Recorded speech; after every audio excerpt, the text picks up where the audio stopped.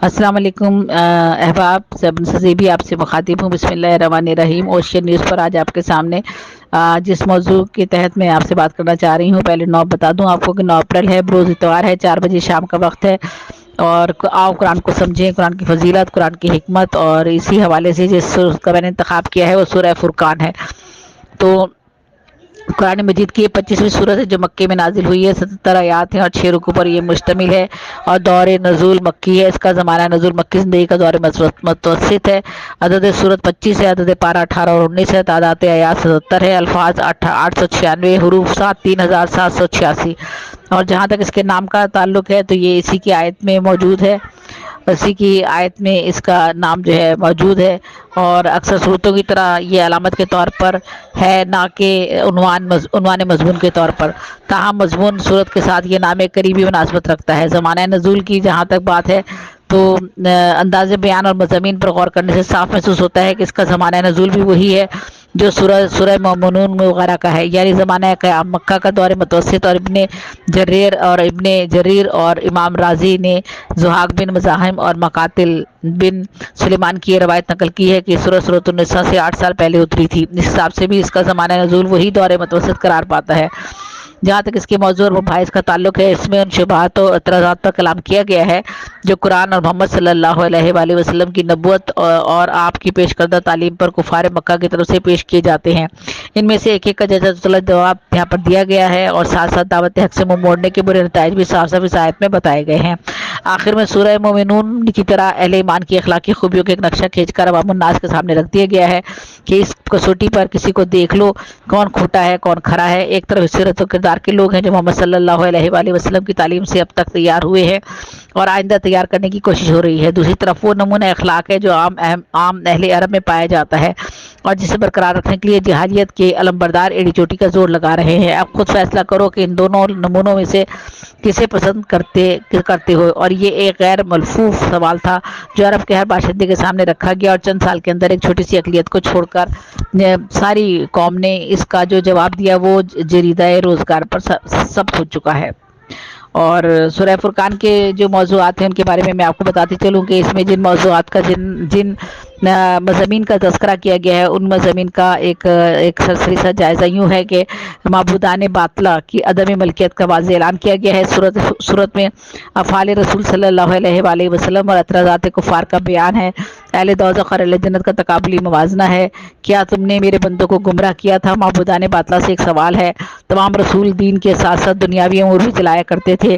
متکبرین کے اعمال کا بیان ہے، روز قیامت کے ہولناک مناظر ہیں۔ رسول اللہ صلی اللہ علیہ وسلم کا راستہ چھوڑ کر دوسروں کی پیروی کرنے والا اپنا ہاتھ کاٹ کھائے گا۔ رسول اللہ صلی اللہ علیہ وآلہ وسلم کا اپنی امت کے خلاف مقدمہ دائر کروانا، تھوڑا تھوڑا قرآن اتارنے میں حکمتیں، اور جہنمی منہ کے بل چلیں گے، یہ سارے موضوعات اس صورت میں جو ہیں بیان کیے گئے ہیں۔ کفار کی نبی کریم صلی اللہ علیہ وآلہ وسلم سے جو ان کے ساتھ ایذا رسانی کی جو راہیں تھی، جو ان کو ایذا پہنچائی گئی، ان کا ذکر ہے۔ خواہش نفسانی کی پیروی سے اسے اپنا اعلیٰ بنانے کے مترادف ہے۔ لوگوں کی نصیحت اور یاد دہانی کے لیے چند دلائل کا تذکرہ کیا گیا ہے۔ نبی کریم صلی اللہ علیہ وآلہ وسلم کے منصب اور بعض ہدایات کا تذکرہ ہے۔ ارادہ اور شکر رکھنے والوں کے لیے چند چیزوں کا اس میں بیان ہے۔ عباد الرحمن کی چیدہ صفات اور ان کے نتائج کا بھی بیان ہے۔ اللہ تمہاری دعاؤں کی بنا پر عذاب کو ٹالے ہوئے ہے۔ یہ اس میں سارے بیان جو ہے، سارے مضامین جو ہیں اس صورت میں بیان کیے گئے ہیں۔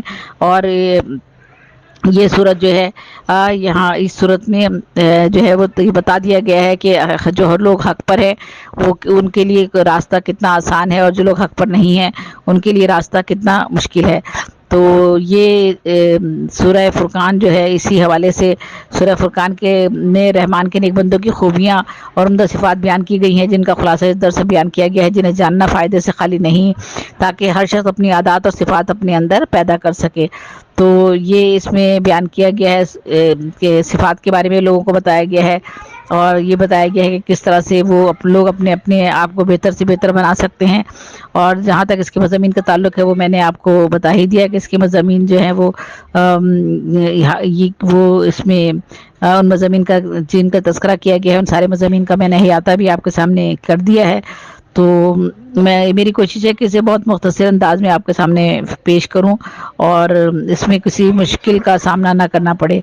تو جہاں تک اس کی فضیلت کا تعلق ہے تو یہ اس کی بہت زیادہ فضیلت آئی ہے سورت کی، اور بار بار اسے پڑھنے کے لیے کہا گیا ہے، اور یہ ہمارے اعمال کے درستگی کے لیے اور ہمیں ایک صحیح راستہ دکھانے کے لیے سورت کے فضائل کے بارے میں کہا گیا ہے کہ سورہ فرقان اگر لکھ کر اپنے ساتھ رکھو تو کبھی کوئی موذی کیڑا یا جراثیم وغیرہ آپ کے قریب تک نہیں آئیں گے.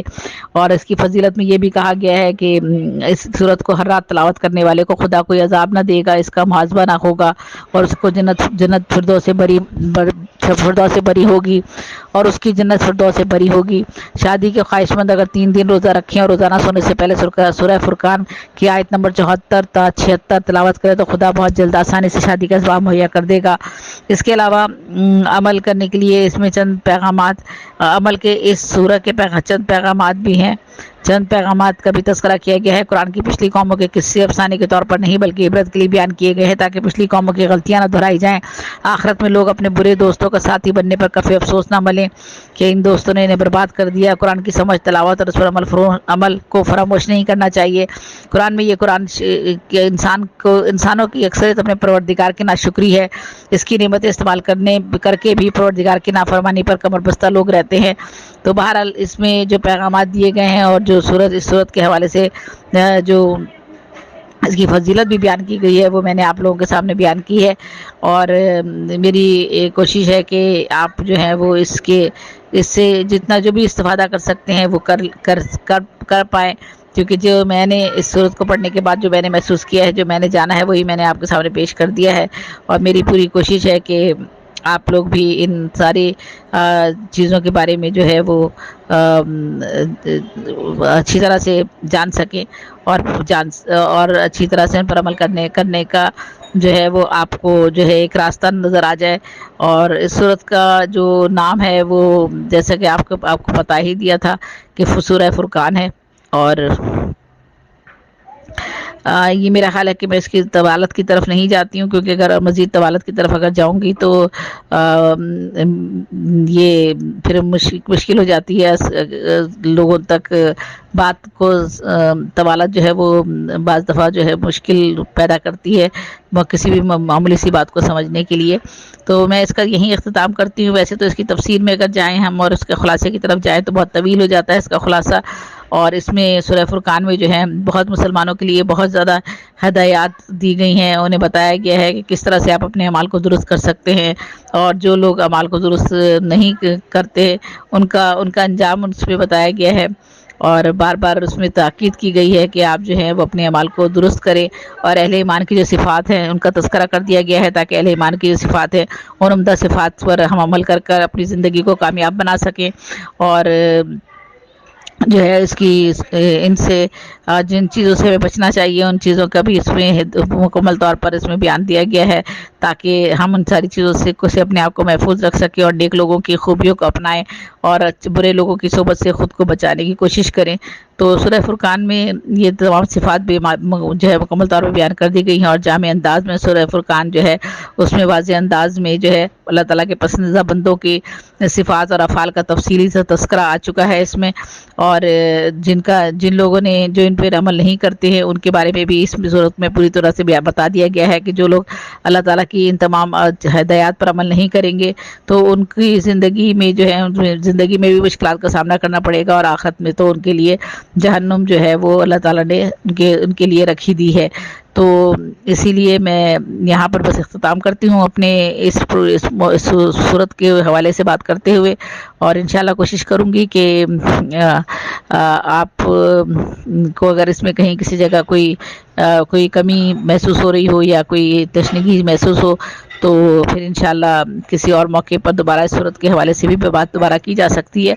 تو بہرحال آج اتنا ہی کافی ہے، اور زیبر زیبی کو اجازت دیجیے. انشاءاللہ زندگی رہی تو دوبارہ پھر آپ سے اگلے ہفتے اگلے اتوار کو پھر کسی نئی صورت کے ساتھ آپ کے سامنے میں جو ہوں وہ اپنے صورت کی تفسیر بیان کرنے کی کوشش کروں گی. ان کے فضیلت، ان کے خواص، ان کی اہمیت کسی بھی صورت کے حوالے سے میں بیان کرنے کی کوشش کرتی ہوں.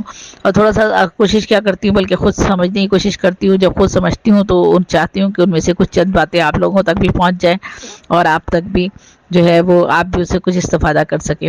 تو آخر میں اوشین نیوز کی بہت ممنون و مشکور ہوں، شیروان صاحب کی، کہ جن کی توسط سے یہ پروگرام آپ لوگوں تک پہنچتا ہے. اللہ تعالیٰ آپ لوگوں کی سب کو اپنے حفظ و امان میں رکھے اور نیک ہدایت کی روشنی میں ہم کو اپنی زندگی گزارنے کا جو ہے وہ راستہ جو ہے اس کو متعین کرنے کی جو طاقت عطا فرمائے. آمین ثم آمین. زیب سے زیبی کو اجازت دیجیے. اللہ حافظ. اللہ نگہبان.